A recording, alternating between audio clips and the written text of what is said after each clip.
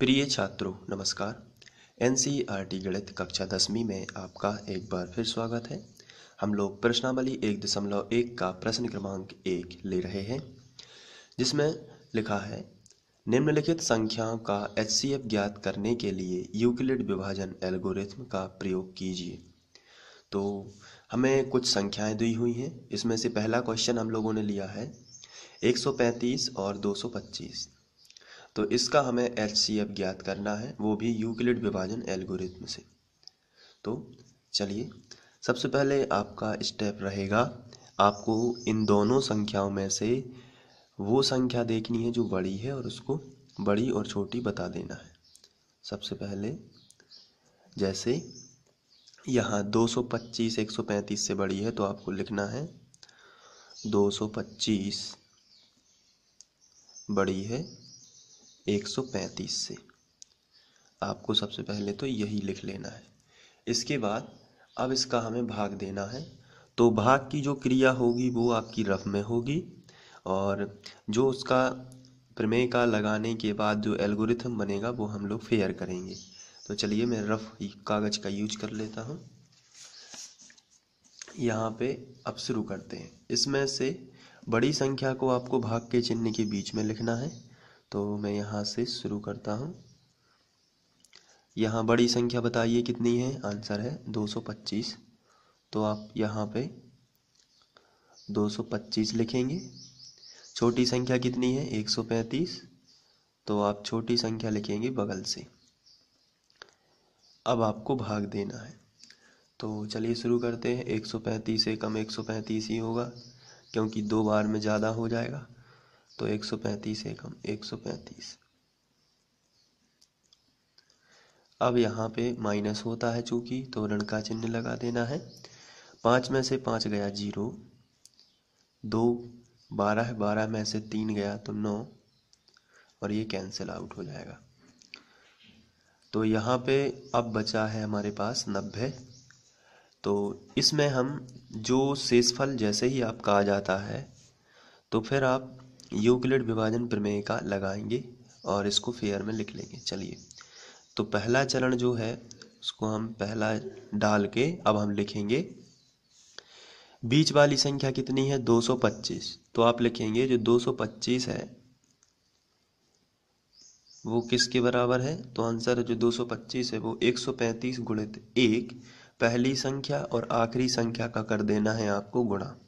फिर से समझिए, बीच वाली संख्या आपको साइड में लिखना है, उसके बाद बराबर का चिन्ह लगा देना है, फिर 135 और लास्ट वाली संख्या जो भागफल है, यानी कि भाजक और भागफल का गुणा करना है। तो 135 गुणित 1, और जो 90 बचा है, जो शेष फल आता है वो प्लस में लिखना है। और चूंकि शेष फल 90 है, तो हमें यहाँ लिखना है कि शेष फल जो है वो 90 है, 0 नहीं है। तो आपको लिखना पड़ेगा जहाँ और शेषफल बराबर नहीं है 0। शेषफल बराबर नहीं है 0। तो ये आपका पहला चरण बना। तो इसे प्रमेयिका बोलते हैं, लेकिन चरणों की श्रृंखला को एल्गोरिथ्म बोलते हैं, इसलिए क्वेश्चन में लिखा था एल्गोरिथ्म का प्रयोग कीजिए। अब ये पहला, अब इसके बाद इस भाग की क्रिया को आगे बढ़ाते हैं। जो शेषफल आता है उसको हम फिर से क्या बना लेंगे? भाजक। और जो पूर्व भाजक था, पूर्व भाजक कितना था? 135, उसको बनाएंगे क्या? भाज्य। तो उसको भाग के चिन्ह के बीच में लिख लेंगे। अब हम भाग देंगे, तो फिर 90 एकम 90 ही हो जाएगा, क्योंकि 90 दूनी 180 हो जाएगा, जो कि 135 से ज़्यादा हो जाएगा। तो 90 एकम 90। तो फिर इसमें से घटाएंगे तो 5, और यहाँ पे आ जाएगा 4। तो ये आपका बचेगा 45। जब 45 आ जाएगा तो फिर आपको क्या करना है? जैसे ही आपका दोबारा शेषफल आ गया, आप फिर से फेयर में जाएंगे और इसको लिख लेंगे। तो चलिए, सेकंड चरण जो बनेगा उसको आप लिखेंगे 135, बीच वाली संख्या आपको साइड में लिखना है। तो 135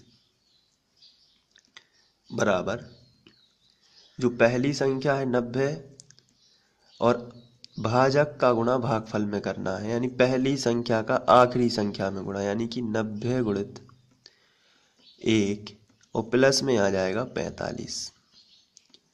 फिर आपको शेषफल 0 नहीं मिला है तो आप लिखेंगे जहां शेषफल बराबर नहीं है 0, जहां शेषफल बराबर नहीं है 0। और ये भाग आपको तब तक देना पड़ता है जब तक शेषफल 0 ना आ जाए।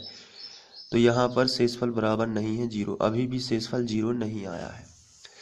जब आपका शेषफल 0 आ जाता है, ऐसी स्थिति में जो भाजक होता है वही उसका दोनों संख्याओं का एचसीएफ होता है।